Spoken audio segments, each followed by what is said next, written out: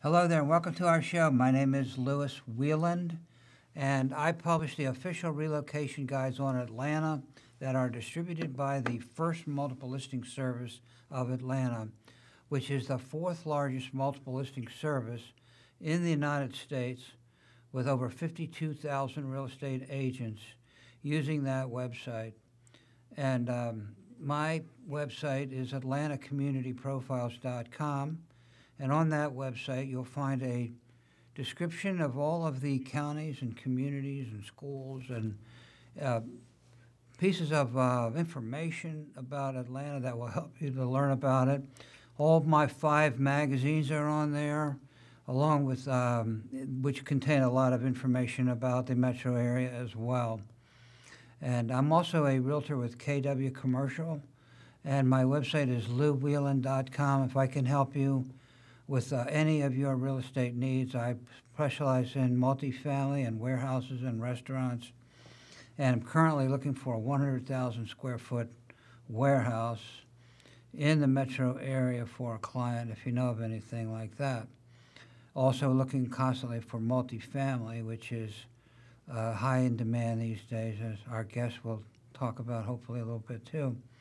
And so anyway, if I can help you, please let me know. My email is lou@louwheeland.com. And by the way, on our website, we do have a resource directory that has all kinds of products and services for new families and businesses that are moving to the area. And FMLS, by the way, has gotten much more involved in commercial real estate. And I think right now we have 52,000 commercial listings on that FMLS website. So it's not just residential anymore. And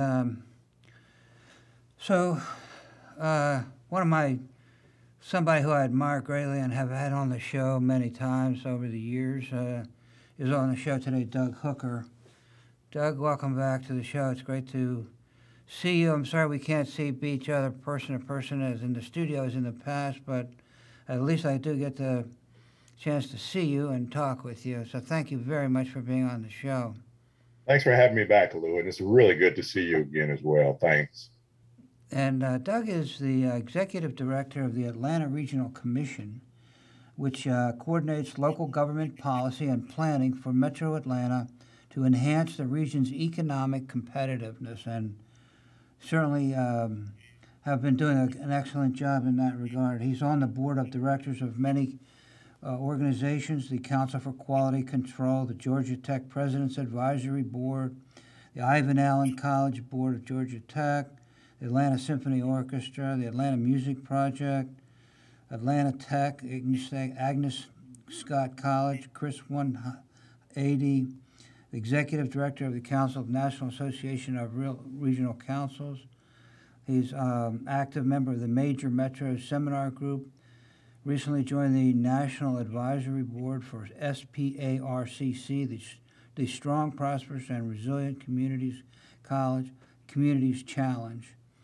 And he's been on the boards of many other companies over the years and has received many awards, including the 100 Most Influential People in Atlanta, the 100 to 10 Most Influential People in the state of Georgia. He's Distinguished Alumni Award for Ivan Allen College School of Public Policy, 100 Most Influential Georgians from Georgia Trend magazines, and on and on. The Lawrence Solomon Trailblazers Award, the Whitney Young Leadership Award.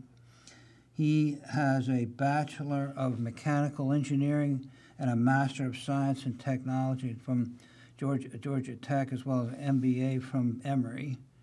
He's married to the lovely Patrice Perkins Hooker, a Georgia Tech Emory alumni herself, who is also the first African American to serve as president of the State Bar of Georgia.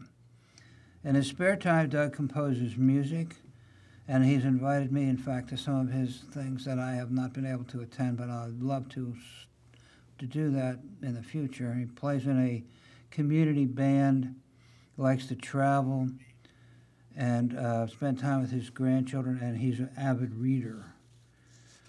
So, Doug, could go on and on with a lot more of your awards and recognitions, and we certainly appreciate your service to the community.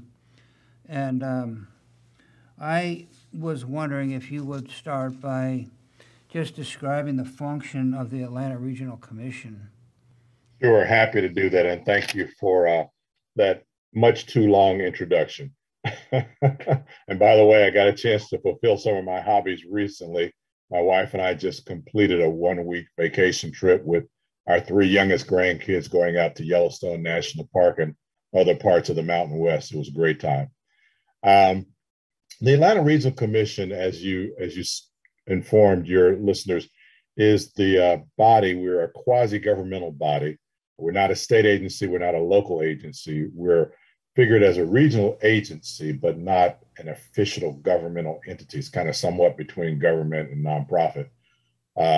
We are responsible for coordinating the strategies that help the region grow and develop in so many ways. So some of those, we have several designations, some that are federal and some that are state in nature. So our basic state charter says work with, in this case, we're now 11 counties. We used to be 10 counties until Forsyth County joined us July 1 of this year.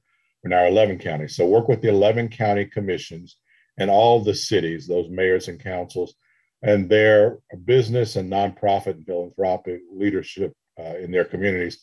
And let's develop a set of strategies that makes sense for how we grow as a region from a land use and land development perspective. But then the federal government also says you are designated to be the long-range transportation planner for a area that the federal government designates as all or parts of 21 counties, including the city of Atlanta. So our transportation planning region is twice as large as our land use planning region.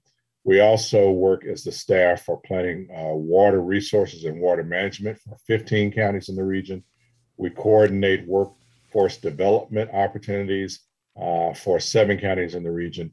And then for the city of Atlanta and the 5 core counties in the region, we coordinate a program under the Department of Homeland Security for equipping, coordinated training to respond to potential domestic or international terrorist events. So we have a large responsibility for a lot of coordination and long-range plan development, bearing in mind the things that are happening in the immediate moment, like the pandemic itself. So it's a complicated work. It's a fascinating work. We're a relatively small agency. We don't have a lot of authority. People think we have a lot of authority. We're not designated by law to make people do anything. Our job is to try to coax through data and good policy, coax our leadership into coordinated strategic development, planning and development. So that's our work. So you have had quite a challenge with COVID. Absolutely. Tell us a little bit about the impact of COVID on your planning and the city.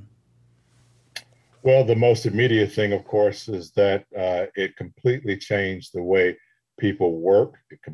It changed early on in the pandemic, the way people traveled, although we're getting back to somewhat normal travel patterns with some exceptions.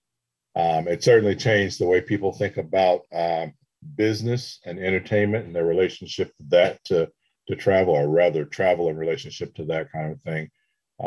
And it pressed us to be more immediately into service in our aging work and not so much in our transportation work, but now we're having to rethink that. So for example, with aging, a lot of people, of course, lost their jobs, including a lot of seniors who were still working. And so we were given, thank goodness, we were given extra resources from the federal and state government to up our supply of home delivered meals, because a lot of our seniors who are retired and were having their meals at senior centers where the meals were provided free of charge to them. Now we're at home, but still not having necessarily the income to be able to access those meals. So we had increased resources to work with the local senior services agencies throughout the region to deliver more home-based delivered meals to seniors. We had to do a lot of work, as you might think, in terms of how we respond to people who were unemployed. Now, we don't deal with unemployment specifically, but what we do is work with local counties to help them figure out how to get the best resources to people who were unemployed. We work with a lot of nonprofits who provide social services to agencies, providing a lot of data. We were doing a lot of work to help our nonprofits who provide food assistance and energy assistance to households that were in the most danger. And in fact, we saw the demand for food grow by over 40%. And most of those people had never had to get food assistance whatsoever. They didn't necessarily know where to start and those kinds of things. So we did a lot of work in the immediate needs, for feeding the immediate needs of the supporting of different organizations and local governments in the region, and not ignoring our long range mission, but not giving as much attention to that in the immediate moment, because the immediate moment was the crisis, and that's what we responded to. So the funding of ARC is just briefly describe how that okay. works. Yeah, it's a good question, because a lot of people do wonder that, and I thank you for asking that. We charge, by law, we charge our member governments, the 11 counties and the city of Atlanta, $1.10 per resident. And that is our dues structure. And they pay that to us on a quarterly basis. We use that dues money, which amounts to roughly $4.6 million, as matching dollars that we have to provide as a local match for our state and federal grants. So, for example, we get roughly $20 to $22 million a year from the state for aging allocation purposes, for food, for emotional and health support, for help people move out of nursing homes and things of that nature. So we have to match that $22 million. Part of that is roughly an $18 million state and local grant.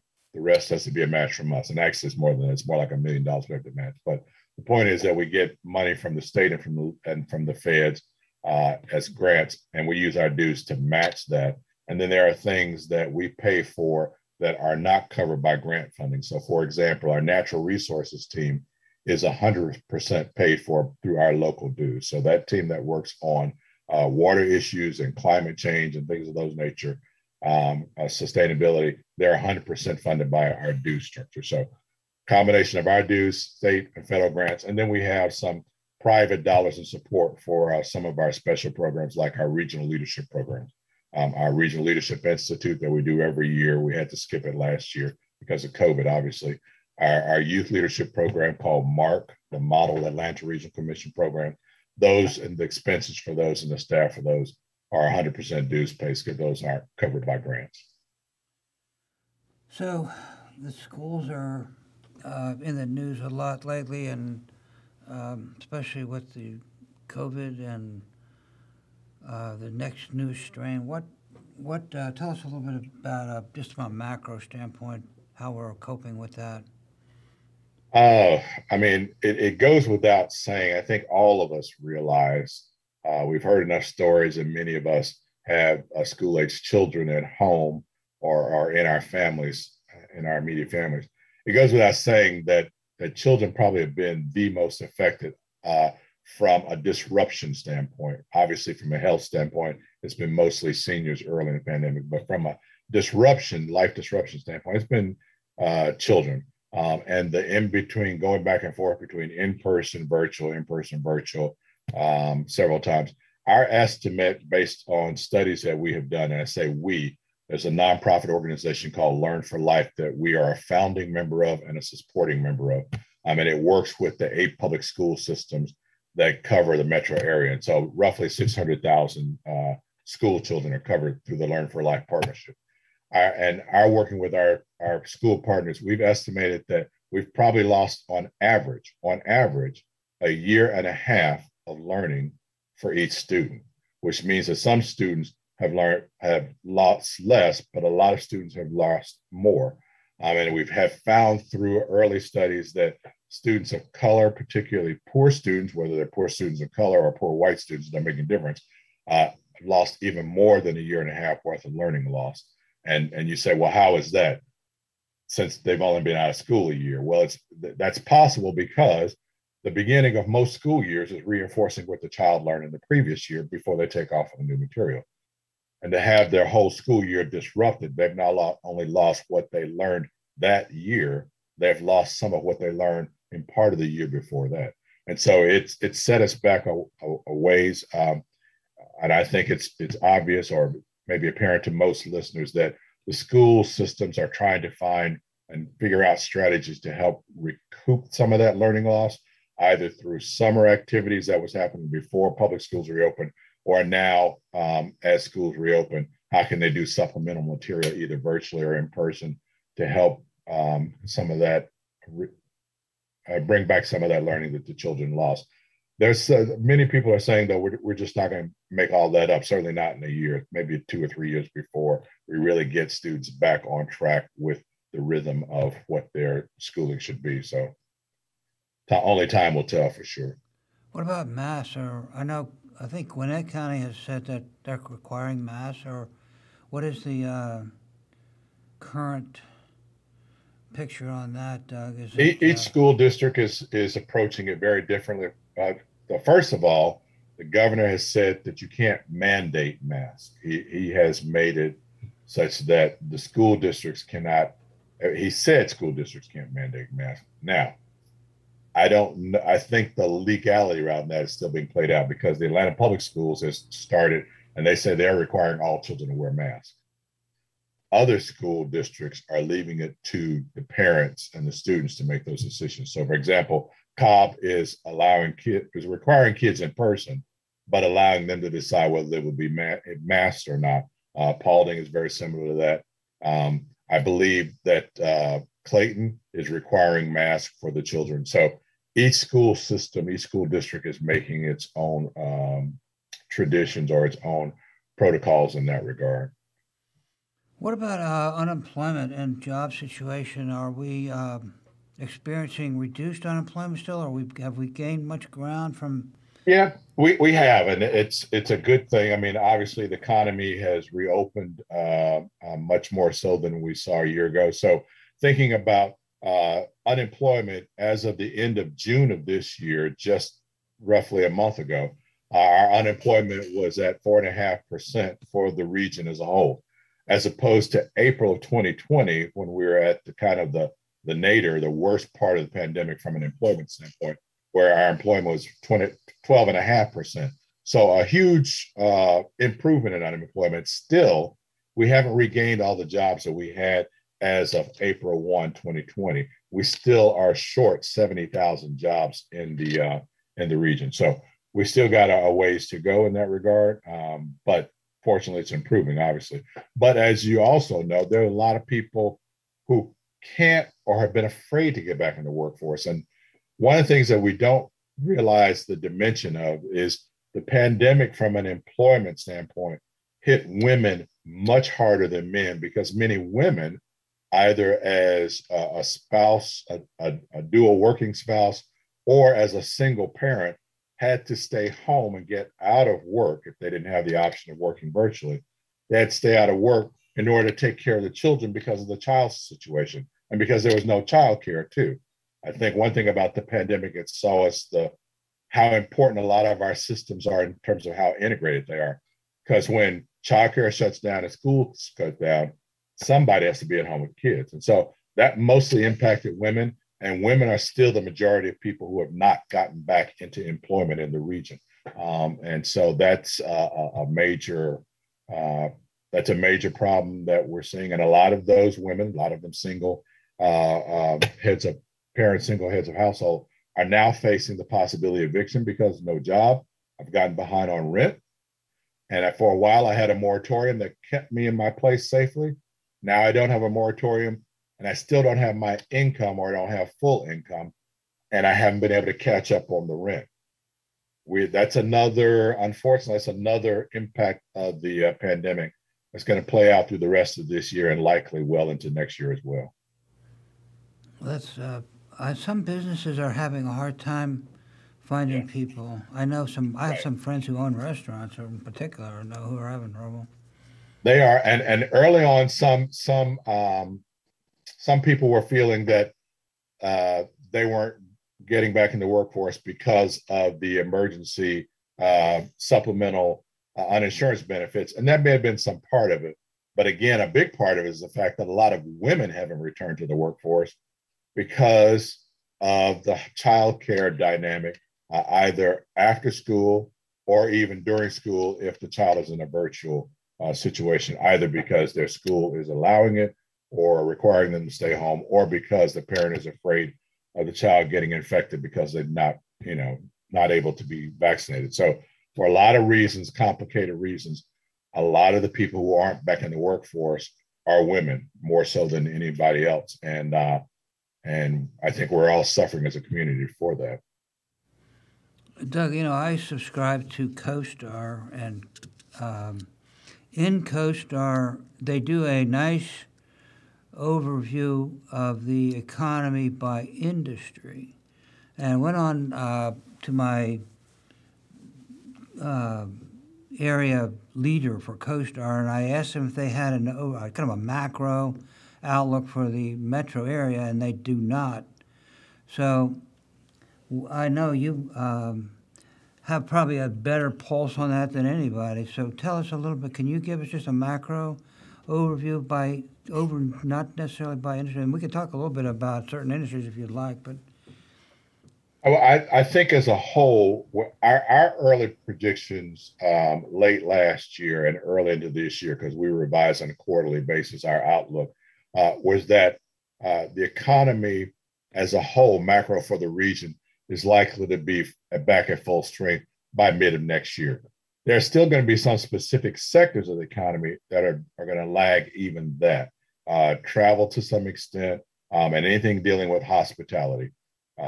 Whether that's hotels, whether it's entertainment, anything dealing with hospitality and business-related travel will probably lag that recovery for several reasons. One, well, obviously we've got this second wave now going, but more importantly, what a lot of businesses experienced during the early part of the pandemic when they were going to, a large portion of their operations being virtual, and they cut out all convention travel. Now with vaccinations and we're able to travel again, much more so safely. A lot of businesses have decided, well, we're probably just not going to do as much travel anyway. We saved that money. We figured out we can still do a lot of our business to business connections and things virtually and still be as productive as we need to be. So we think our projection is that on a whole, the economy will probably show a recovery of most, if not all of its jobs by the middle of next year. However, certain segments, particularly hospitality and travel, will probably lag still beyond that period of time.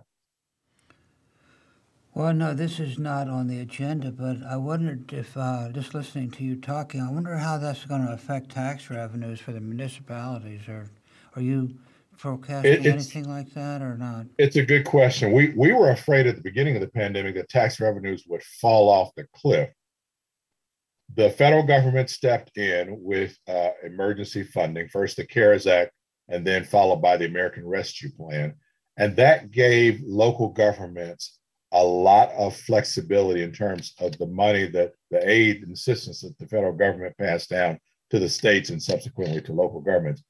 They had, the commissions and the councils had the flexibility to use part of it to fulfill holes in their budget, as well as supplemental needs for their communities.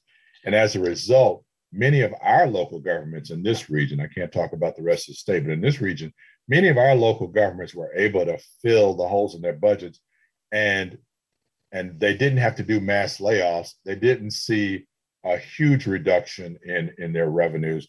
Mostly their sales tax revenue fell off, but then they had the assistance. But the property tax part of their revenue didn't fall off. Just because prices for homes and multifamily continues to rise in this economy. It's been a weird kind of economy, not one that we're used to seeing. And certainly this is going to be a period that economists will study for years to come. It's a very unusual set of circumstances, but that emergency funding from the federal government down to the states, down to local governments have really helped that. So we're not going to see a tremendous drop off in local government revenues this year. I think, as I said, I think the economy will recover sufficiently that by next year, you know, local governments will be, they won't be budgeting for large increases, but they won't be budgeting for large decreases either. Probably holding, my guess is most of them will be budgeting to try to hold steady about where they are. Well, as a commercial realtor, I look at certain industries pretty carefully, such as industrial, which is on fire in Atlanta. Industrial is on fire. You said it right. And how would you? What is this phenomena anyway? What's behind that phenomenon, Doug? There are several factors always behind these things, but there's two things that I can point to right away, Lou. One is supply and demand.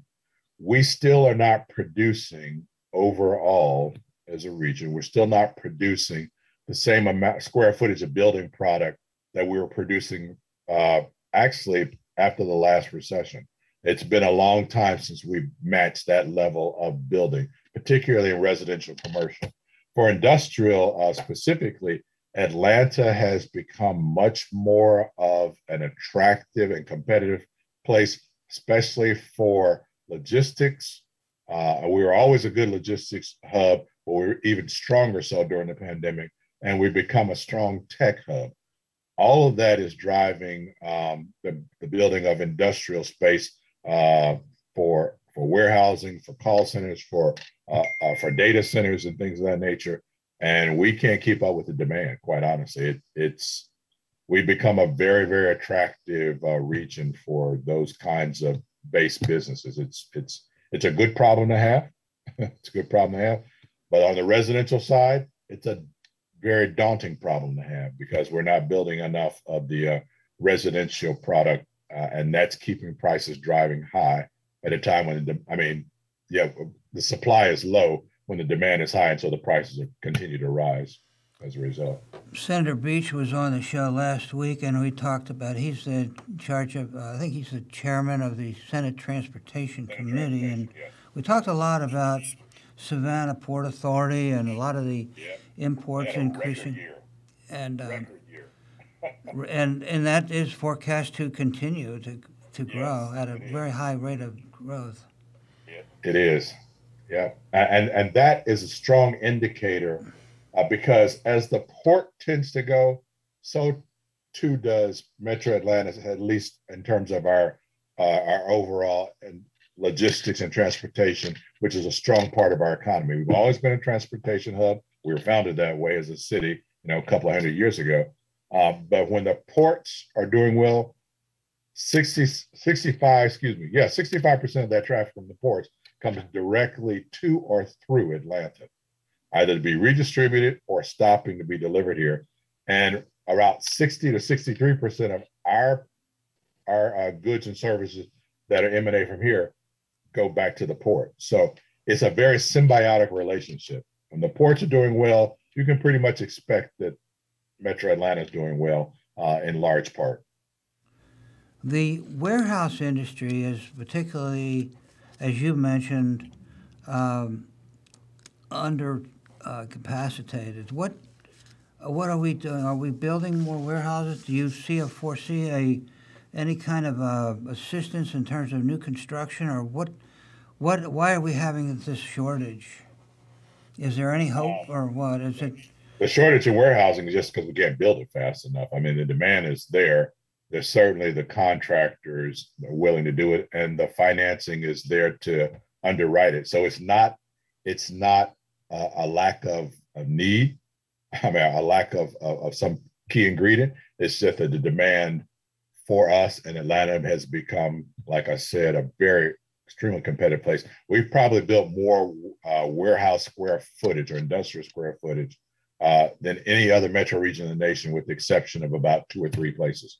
So we're one of the hottest economies when it comes to industrial capacity. So it's just that people have found us a working place. And, I think also too, quite honestly, the fact of the growth in the e-commerce community. So there's almost nobody that doesn't know how to order from Amazon.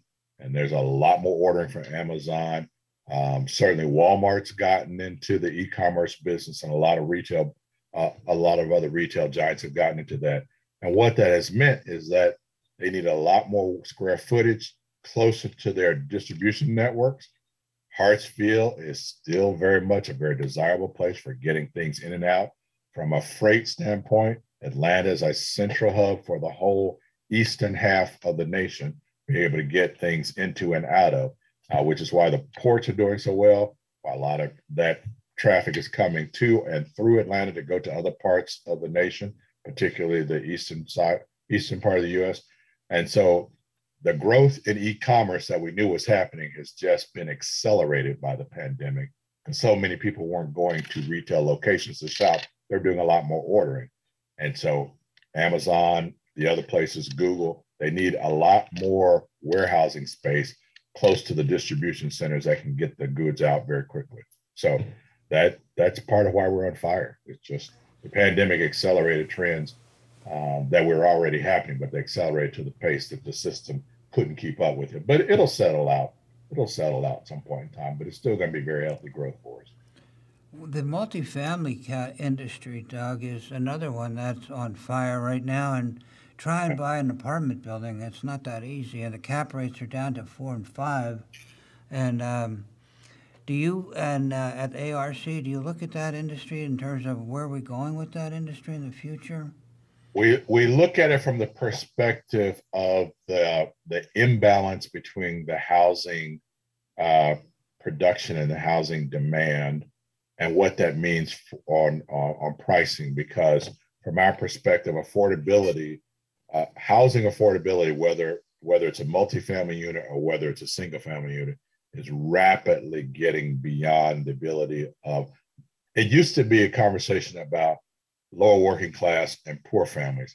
It's a problem now for many middle class families, if not most middle class families, that their kids can't come out of college and land a good apartment without some help from mom and dad, or can't look at buying a single family house, even a starter home, without having to make 7, 8, 9, 10, 12 offers. And so what we are seeing is that families who can afford it, they will buy a condo for a student when they start college, because they see it as an investment. Because when the kid graduates college, well, now they've got a secure place to stay where they know the pricing on the housing product. Otherwise, they're competing in a market that is rapidly getting beyond them to be able to afford by themselves. So, yeah. I mean, to your ultimate question, yes, we look at it. It's been the pandemic exacerbated. We actually thought that demand might shrink a little bit because of the loss of employment, but the imbalance between the need and the supply is still so wide, such a wide gap, that it's still causing pricing to continue to rise. And we haven't seen any real softening in either the single family or the multifamily market at all. If you've seen some, please let me know, because we'd like to be better informed. So, and you're one of the experts in this region, but we haven't seen it. What do you think about the future for the economy? I noticed one fact: the Atlanta Commercial Board of Realtors had a panel a couple months ago or a month ago, whereby they had some conversation about subleasing of office space. And they stated that there was more office space on the subleasing market now in the metro area than ever in history. How do you see this evolving, and also the change in the workplace versus commuting and going to the office? And that must be an unbelievably difficult challenge to forecast that. It is, and quite honestly, nobody can forecast it. What we need is more time to see what kind of trends are going to settle in place. Obviously, during the pandemic, a lot of people stopped going into central offices, and all of our surveys, we did surveys in April of 2020, again in August of 2020, and we did another survey in April of 21. And what has been a constant survey, we survey workers and we survey executives, and we ask the questions: how much are you using telecommuting or telework policies now relative to what you were doing before the pandemic? And then we also asked the question, how likely are you to go back to full-time, 5 days a week office work? And we had a very small percentage of executives or employees that said they foresee themselves going back to 5 days a week in the office. And in fact, most of the executives said they will likely make a permanent change in their working policies in order to allow people to telework 2 or 3 days a week. And most of the employees that responded to the surveys, even as recently as April, said they would like to be able to only go into the office maybe 1 or 2 days a week. So there's a pretty strong match there. And it basically says that for the foreseeable future, the office is not going to be the office that we've known traditionally in the past, say, 10 to 20 years. There's going to be a lot more virtual working. We do expect that a lot of your in-town offices, where a lot of employers just aren't using as much space, we're going to see that subleasing desire continue. And likely what we're going to see is out in the suburbs, the growth of some more of these kinds of WeWork kind of places where there may be small kind of office locations that I can go to close to my home and still be in a virtual environment because I'm not in my office with my regular office with all my colleagues. So we will likely see some of the temporary WeWork kinds of growth in suburban locations and the central office locations. And this is not just an Atlanta phenomenon, it's a national phenomenon that many of my peers who run other agencies like ARC across the nation are seeing, as well as when we talk to our friends in the real estate business respectively, that it's going to be a long time, if ever, before the central office, the way we knew it pre-pandemic, looks like that again. I just don't see that happening anytime soon. So a lot of office space is going to be repurposed at some point in time.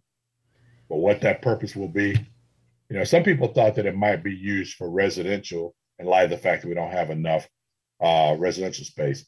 But there's a very complicated thing to try to take a building that was built for an office environment where people are there for 8 hours, maybe 9 hours, and they go home, then try to rework that place or part of that space for a residential environment where people live most of their life. And I don't see that trend happening very much in soon, if it's going to happen at all. Yeah, Piedmont Center is trying to do that a little bit now, and I don't know. We'll see how that works out. But one thing too, Doug, that I noticed is that there seems to be a greater willingness to pay a premium for Class A office space and multifamily. What's going on with that? That's a different? I don't know. That's like a cultural thing, or why is that anyway? Is it because of the older P and C are deteriorating, or? Lou, I'd be purely speculating. I don't have any data set or any anecdotal information to suggest that. From the residential point of view, whether it's a condo or whether it's townhome or single family, I can tell you that's just driven by pure demand and people fearful that the only way I can get into something that's mine is to pay a higher price. And that's what I'm willing to do if I can afford to do it. From the Class A office space, I really don't know. I agree with you. It's happening. I don't know enough data or have enough qualitative information to suggest why are companies willing to do that. That one's beyond me. Really charging $40, $50 a square foot. Square foot, yeah, and they're getting it. Yeah, and yeah, and it's it's really amazing. Yeah. You and I need to own a Class A office space, Lou. I know. We should have gone into partnership, Doug, 10 years ago and built one. There we go. But the other thing that we're known for is our higher education. And Georgia Tech, Georgia State, Kennesaw, these schools are on fire. And how much of a element of this total equation is accounted for by higher education? Well, pre-pandemic, higher education was a huge part of our economy. And we have, I think it was the numbers I last saw was almost 280,000 full-time students in metro area public and private colleges and universities.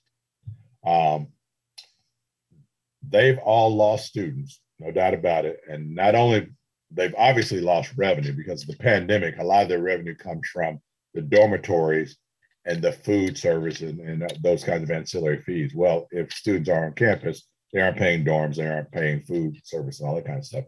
Every major university and college has lost revenue significantly. The public schools are in a little bit better space because they're backed by a state government, a public government.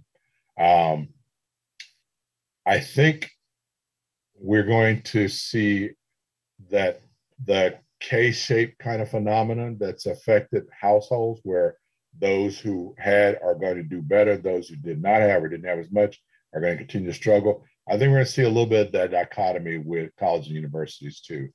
The small private colleges, I think we're going to see, not necessarily in Atlanta, but I think across the nation, we're going to see some of them struggling and maybe even fold. Um, the large private colleges pretty much have strong enough endowments they can weather this storm. They got good reputations. They're going to be okay. But the pandemic also has I won't say exacerbate. It's also caused a lot of families and young adults to question, really, is the value of a college education something I can afford? At the same time, a lot of companies are starting to rethink, I don't necessarily need a college degree, I need a set of skills. And so you're seeing more and more companies beginning to rethink their recruiting strategies and not think that they have to have a college degree for every job opening they have. And frankly, that's something we were saying long before the pandemic. Stop trying to get a college degree for everything. A lot of software programmers don't need a college degree to do the work they do. They need the programming skills. And you're starting to see a lot of boot camp kind of programs to give people the programming skills. And all that being said is, I think the whole nature of the college and the university long term is going to be rethought. And I think long term, other than the higher level colleges and universities like the Georgia Techs, the Emory's, University of Georgia's, I think the other ones are going to start to see a shrinkage in their overall student population, just because most middle class families have a real struggle affording a 4-year college education for their child now. And again, the combination of a lot of employers realizing there's certain jobs that we just need the skill set for. We don't need a college degree as an entry ticket for anymore. We're going to see that trend accelerate too. So I think it remains to be seen what happens to college and universities as a whole. I think the metro areas, colleges, and universities are pretty much a healthy group and are going to be a healthy group and competitive group for the immediate future. But as an institution, as a sector of our economy, I think colleges and universities are getting ready to go through a major shakeout over the next few years. I just did a little numbers crunching before the show to look at the increase in prices of residential homes, and I did it by county and community. The prices are up from 20 to 28% by community from average sales price. I think Kennesaw was up about 29%, and other from 20 to 25. Alpharetta's up about 28%, and this and I read recently that we could be looking at a nationwide housing shortage. That this is not a temporary problem. No, we already are in that nationwide housing shortage. But we already are in that space.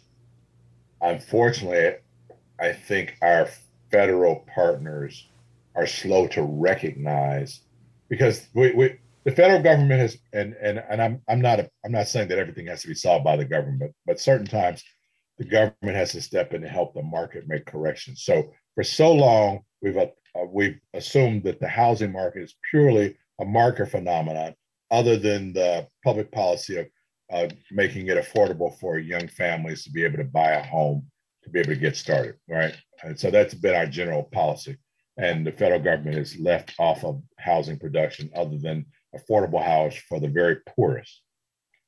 But we're at a stage in the nation's history, we're at a time in the nation's history where the ability to afford a house is well beyond even an average middle-class family. A family of low six-figure incomes are having difficulties of being able to afford starter homes. That basically resets the American economy if we can't find a way to break through that challenge, through that barrier. And part of that, a big part of that, is just there's not enough supply of housing. And how the federal government can partner with states and the private sector to offer incentives for more production, or be a supplier itself. I don't know what's going to happen there, but we are in a housing crunch nationally, not just Atlanta. And unfortunately for us, one of our competitive edges for so many years, for the last 30 years or so, has been that we've been much more affordable than our counterparts in the Northeast, the Midwest, and the West Coast. And particularly the West Coast, as tech took off in Silicon Valley and up and down the West Coast, Seattle, and those places. We're beginning to approach that kind of a problem of the Seattle level, the San Francisco level, intensity of affordability. We're not there yet, but short of some major change here in the next 8, 10, 12 years, we're going to be one of those kinds of places where, it takes $250,000 a year job to be able to afford a halfway decent home.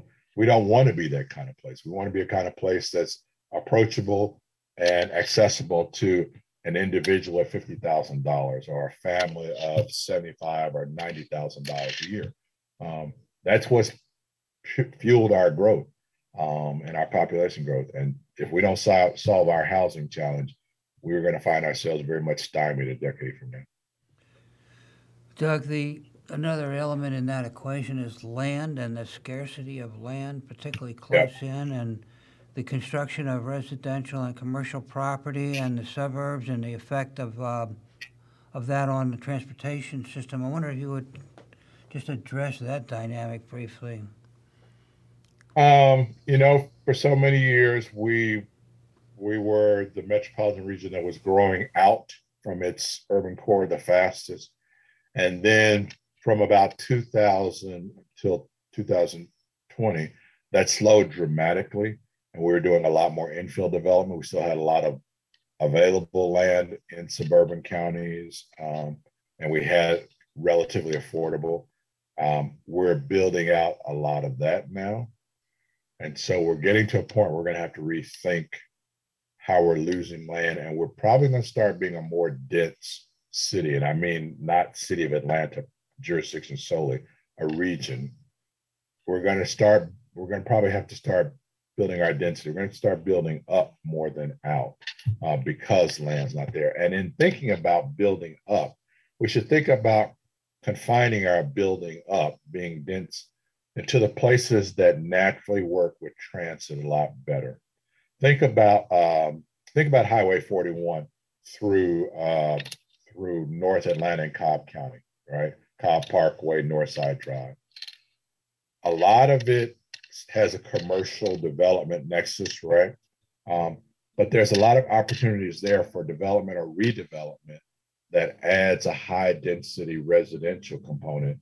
And it's a natural north-south corridor for transit that would be supportive of transit. So high density, more supportive of transit, helps mobility rather than building 2,000 or 3,000 or 4,000, 5,000 units in a quarter and having 3,000 or 4,000 or 5,000 new cars come. We're going to have to start thinking about how we start going vertically and tying that to a denser transportation mode, which is going to be bus rapid transit. Maybe someday it'll be light rail, but I think that's the way we're going to have to start thinking about how the region develops over the next 10 to 20 years. And lastly, I did want to just appreciate your generous time investment in my program over the years and today. But let me ask you this: what a lot of people are talking about is the Gulch, and what is the impact of that on the economy, and what is it looking like, and where's it going, and give us an up-to-date kind of feel for that.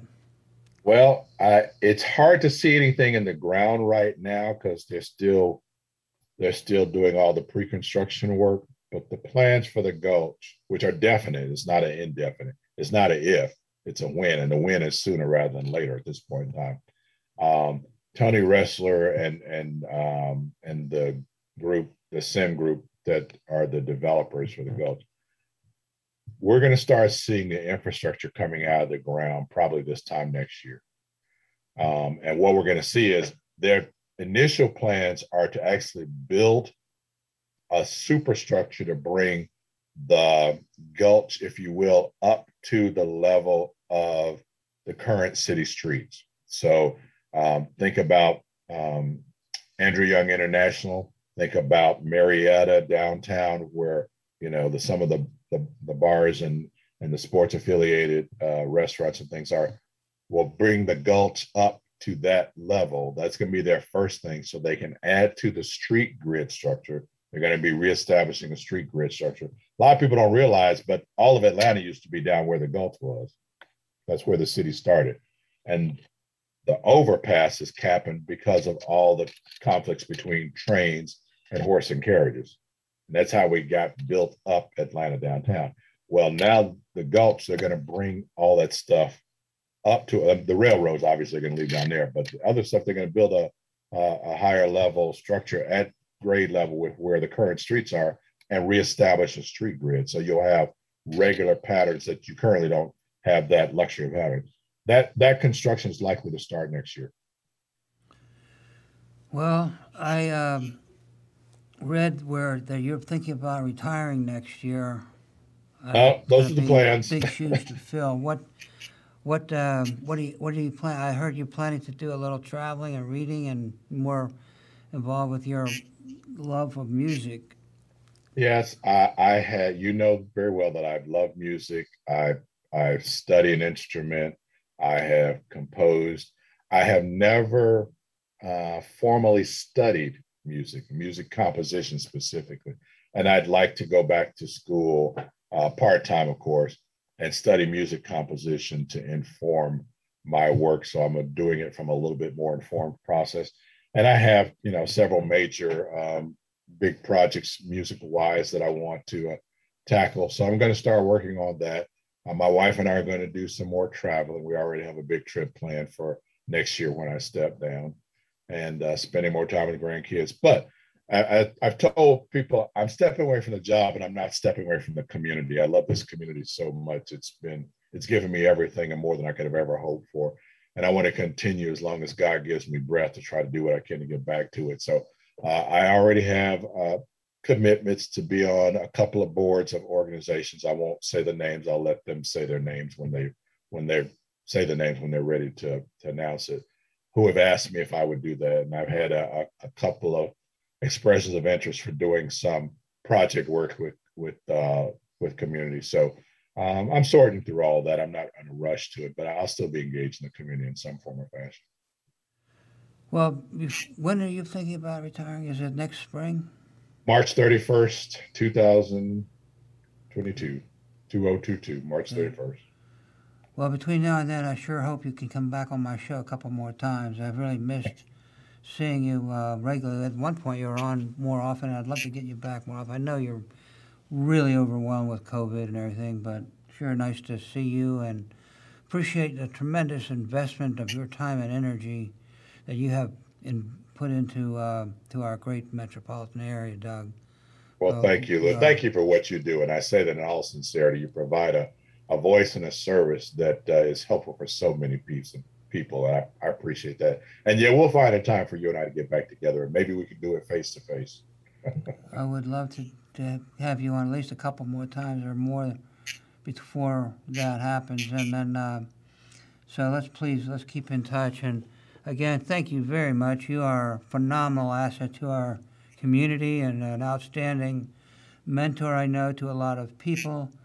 And you set a phenomenal example of just excellence in business and living. So thank you very much, Doug. Thank you, Lou. Awesome I appreciate guy. it. Thank you. All right. Okay. Thank you for listening, everybody, and have a great day.